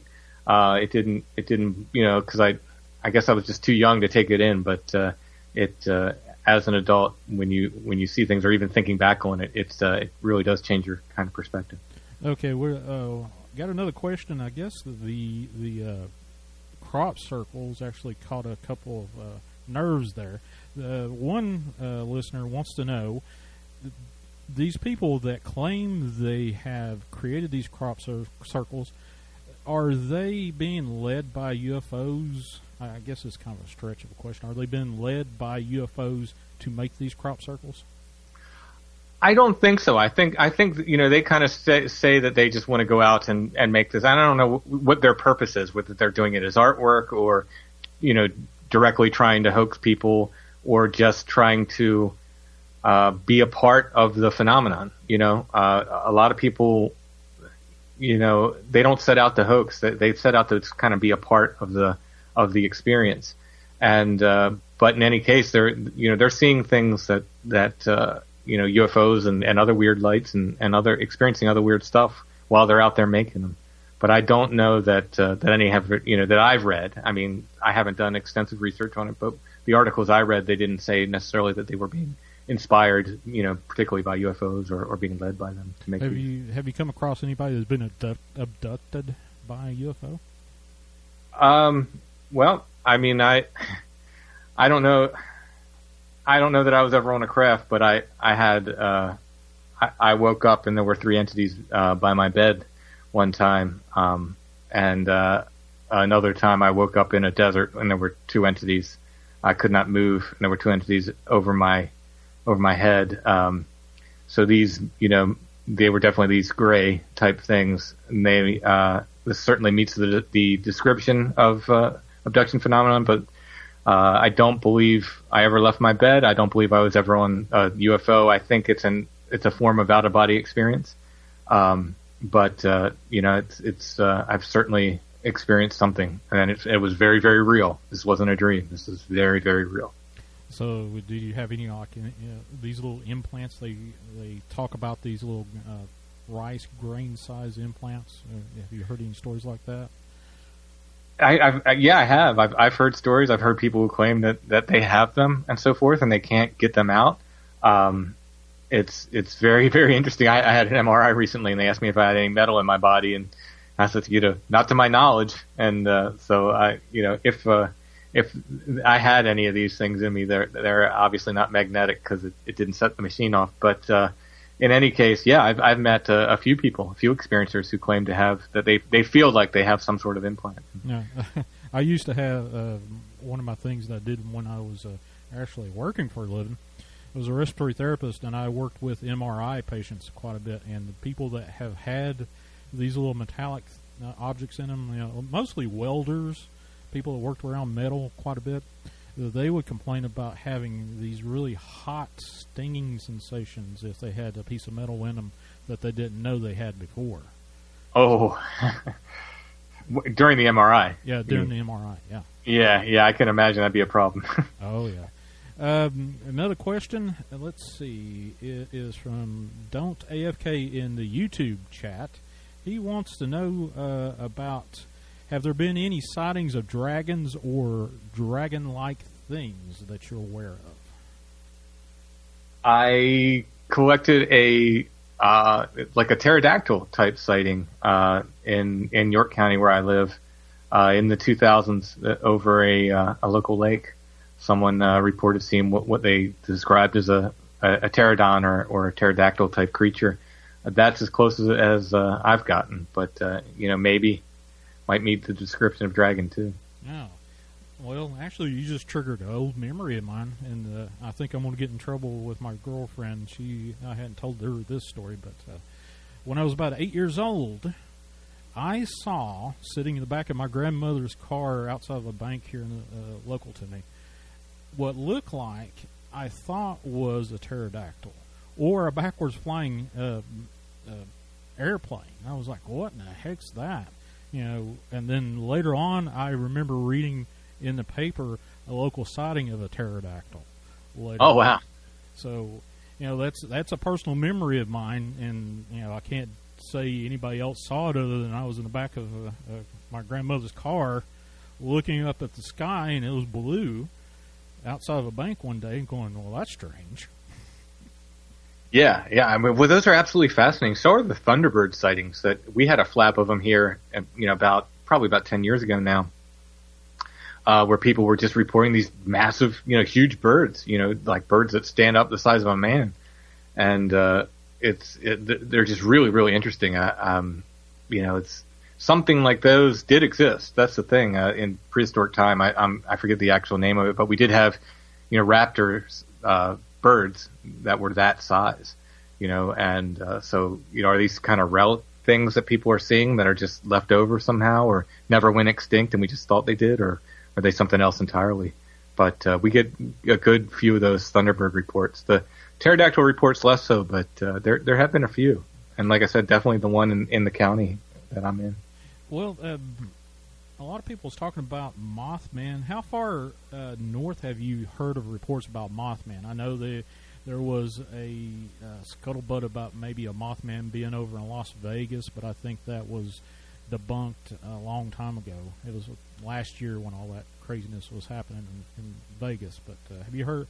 What's the range of reporting that you've heard?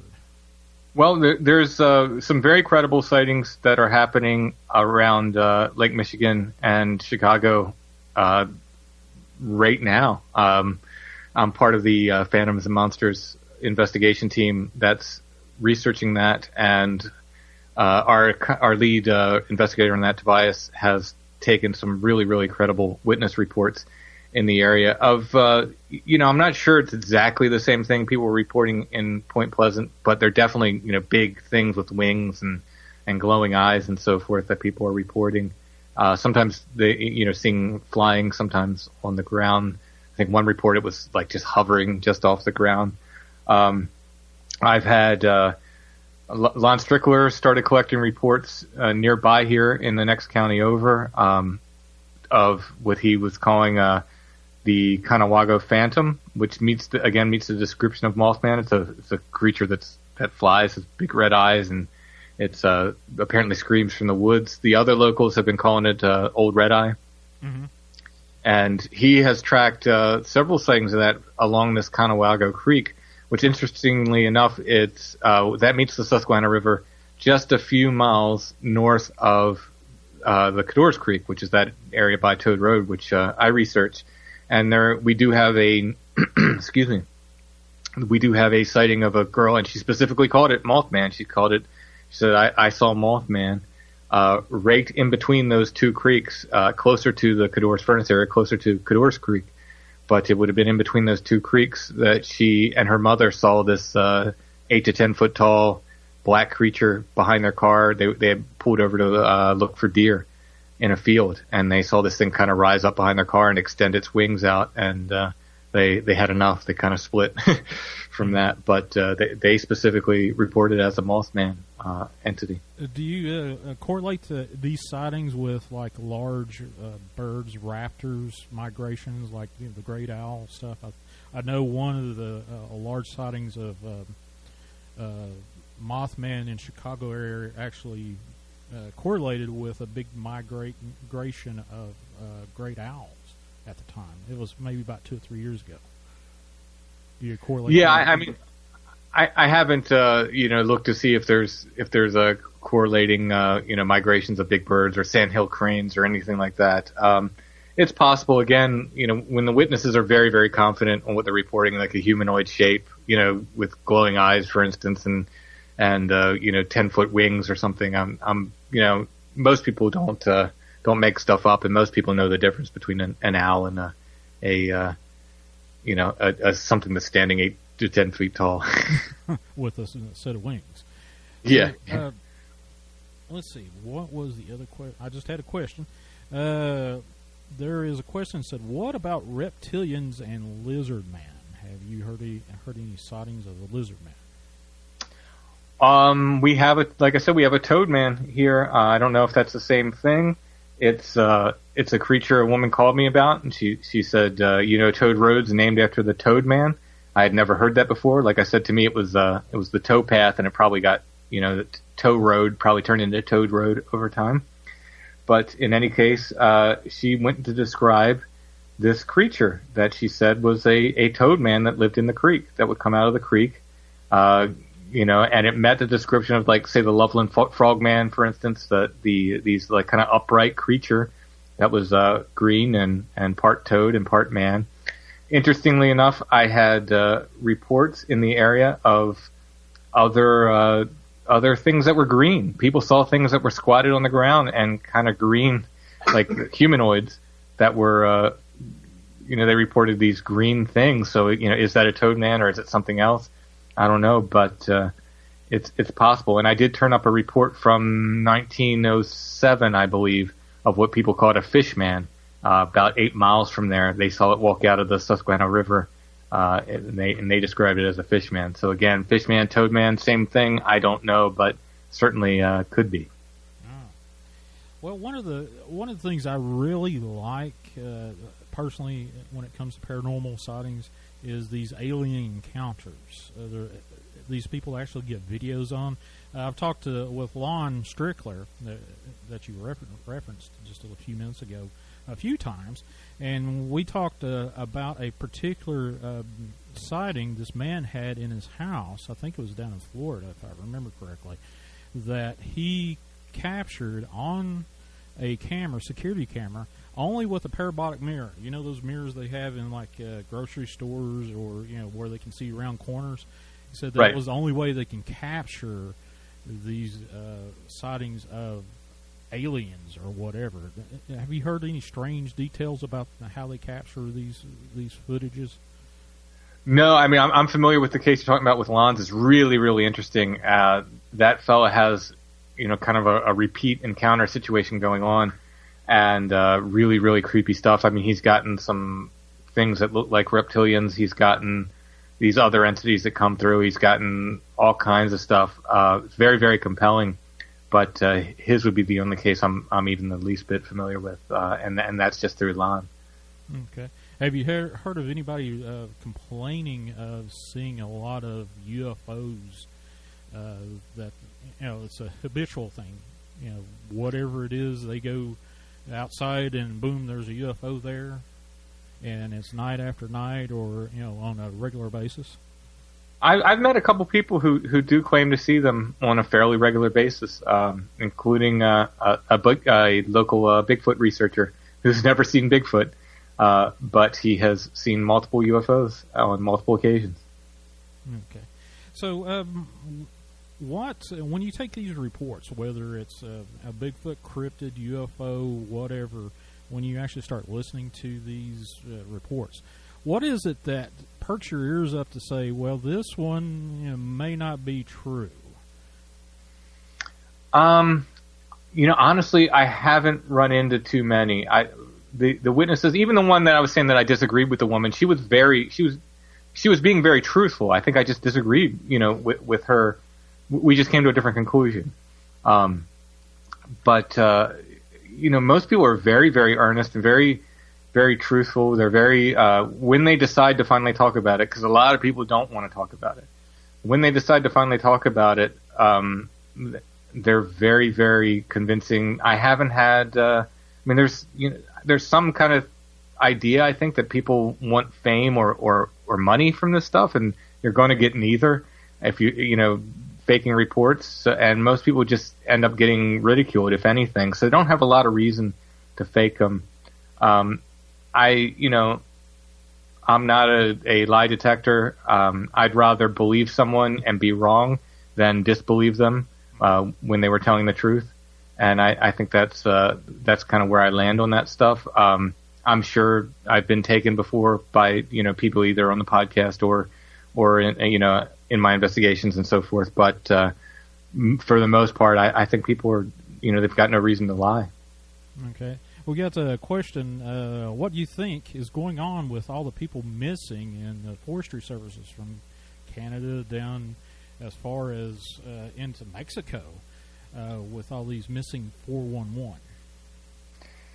Yeah, this is a really, really interesting thing. I think that probably most of them are natural causes one way or another. A lot of there's a lot of the cases people their clothes are stripped off. Well, when you go into hypothermia, you tend to strip your clothes off at some point. So I think a lot of them are explainable, but a lot of them are not as well. There's some that just simply are very, very strange, very, very strange cases where people will, disappear from one area, or small children, and appear like on the top of a mountain that they couldn't have never climbed, if they find them at all.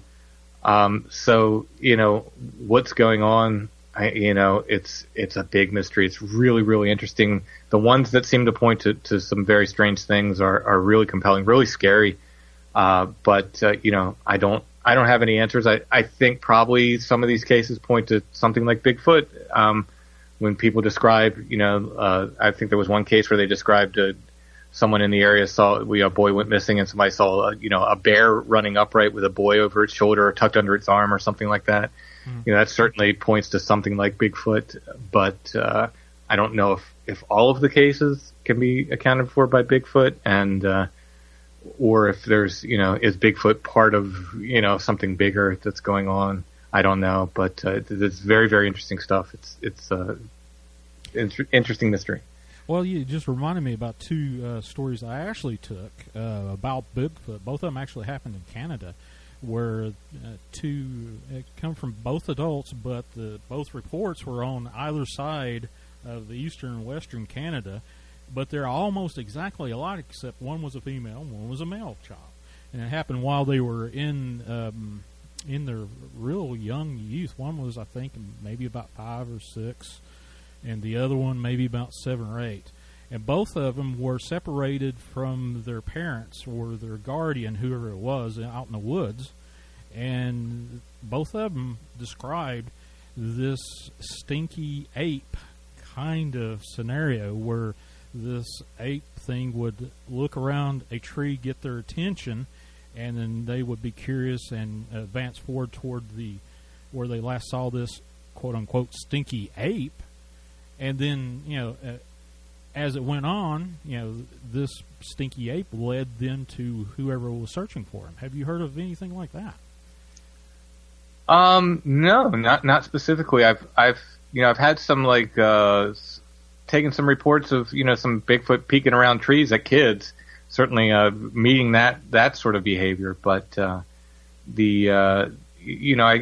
uncovered a couple old reports of missing children, which have they disappeared. One of them in the wake of what they were calling, this is in the 1800s, they in the wake of a bunch of wildman sightings.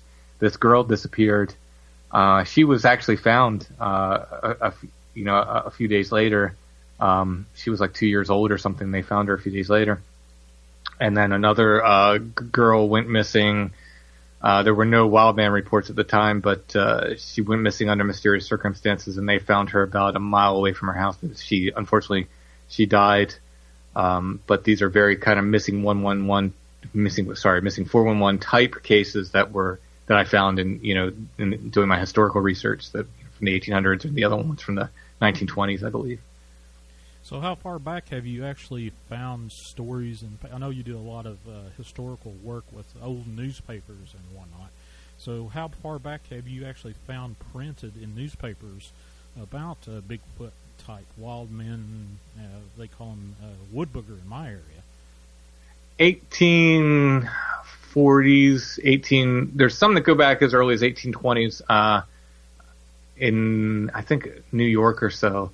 And they usually call them wild men, but if you read the descriptions, either the behavior or the descriptions of them, covered with hair, 7 feet tall, etc., will make you think that these aren't some kind of old trapper or mountain man or something they're talking about. So why do they call them wild men? Is it because they throw branches and rocks and stuff at intruders into the territory, or what's your theory on that? Like I said, there's a wild man tradition that goes back, as long as the history of humans, and we've had wild men that meet the description of Bigfoot. I think right around 1900 they start calling them gorillas in the papers, and then you'll get a bunch of gorilla reports, and the wild men reports kind of die off. So I think what's going on there is the discovery in the West of the mountain gorilla. And that happens in the 1800s, and by the late 1800s, people have seen pictures or drawings, or at least read about these mountain gorillas. So at that point, when they see something big and hairy and upright in the woods, they know, oh, it's a gorilla. So they start calling them a gorilla. Before then, they see something hairy and upright, and they think, oh, well, it's like a man, but it's covered in hair, so it must be a wild man. It's a man who's wild. So it's just a matter of, I think that's the only name they had for it, until the late 1800s. Mm-hmm. And of course, they didn't start using Bigfoot and Sasquatch till much later. All right. Well, we've got about 10 more minutes left on this show. A couple questions I have personally about you. When you go out and do your investigations out in the field, what kind of protection do you do? A lot of people do like deer hunting, they'll wash their clothes in, certain scent-freeing agents. Do you do any personal protection? Does anybody in your party that you hunt with or do the investigation with, do they take long personal protection? A couple of my buddies, they do carry firearms. I do not, because I don't believe it would be much use anyway if it came down to it, but they do. I carry let's say spiritual protection is more important to me than that. So I'm covered in symbols which mean a lot to me personally, and my spiritual path.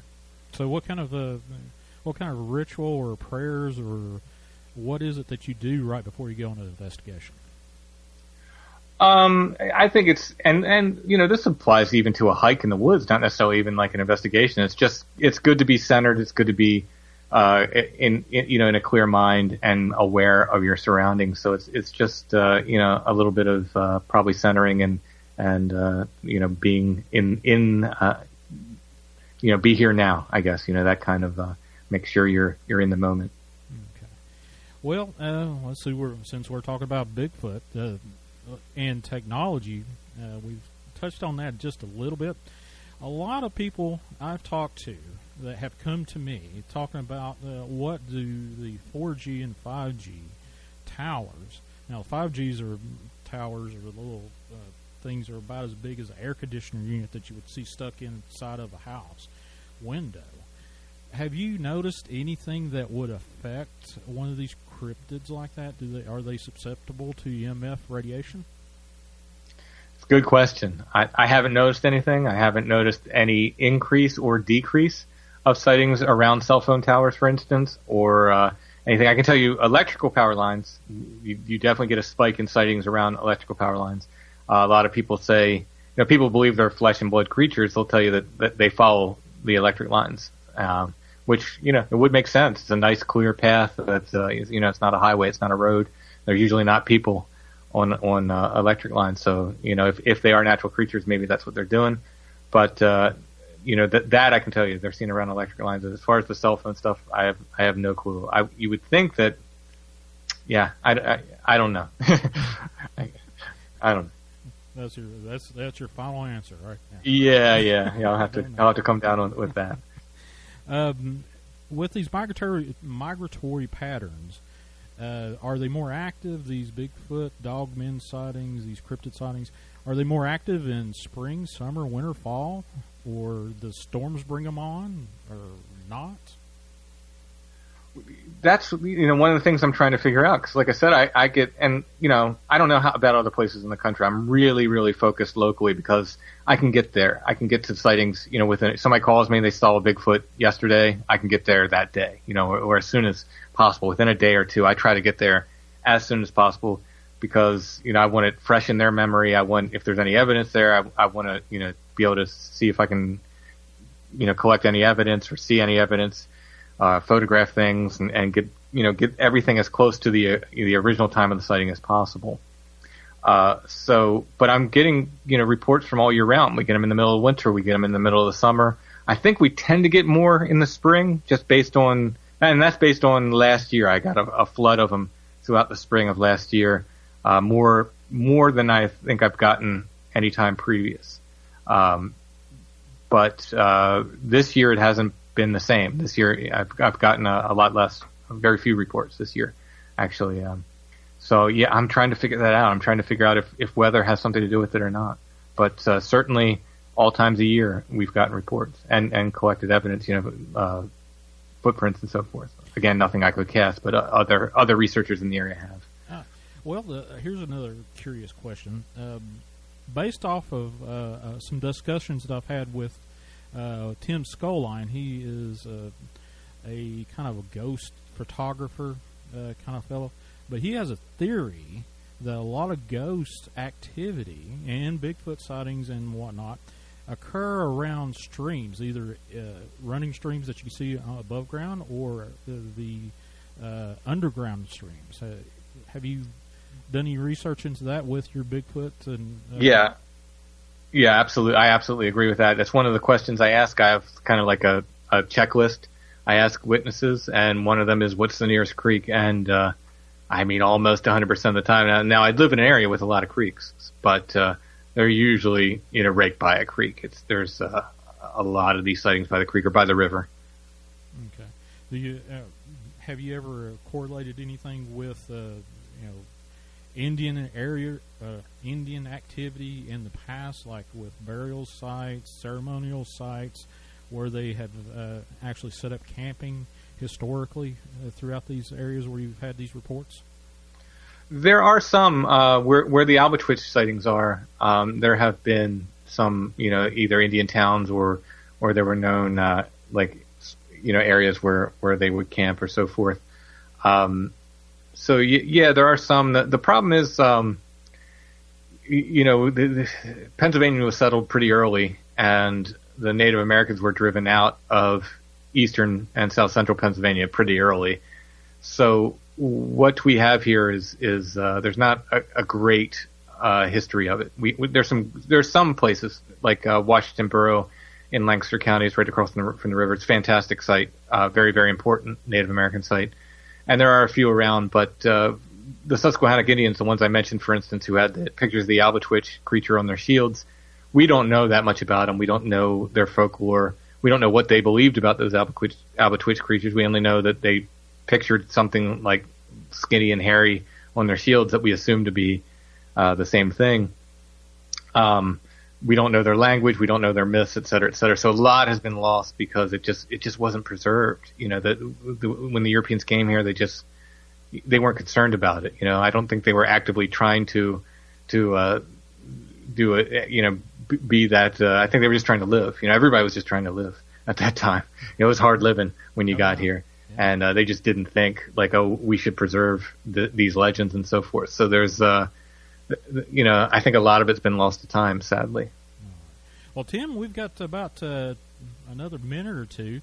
You want to tell my fine folks out there listening how to get in touch with you, how to follow you on your podcasts and whatnot? Sure. Again, it's strangefamiliars.com, and all of that contact information goes right to me. If you want to email me, strangefamiliarspodcast@gmail.com.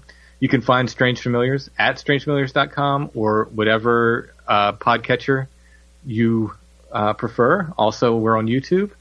My books are on Amazon. You can look up Timothy Renner. My books should come up. Some of them are available as ebooks. All of them are available as paperbacks. And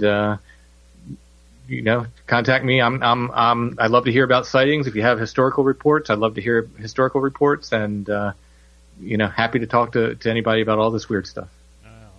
Thank you again, Timothy, for coming on board on Chasing the Truth, and I appreciate your patience as I was going through this technical difficulty. I still don't know what the heck went on there. But no problem. I appreciate it very much, sir. Thank you so much for your time. Folks, go over to imdarkwaters.com. Subscribe there. That's where you can get all of the fantastic paranormal, Dogman, cryptid, you name it. Dark Waters has got it on imdarkwaters.com. And he's got his own web store over there. Go over there and look in that. You might find something that you might like to be part of your collection. Also, you can find my podcast over there on imdarkwaters.com. How to get in touch with me, obviously, is Sean G, SHAWNG, at imdarkwaters.com. And you can reach out to me there if you've got any questions, any sightings, any experiences. That's the big thing that I would love to get in touch with you. Just reach out to me right there at SeanG at imdarkwaters.com.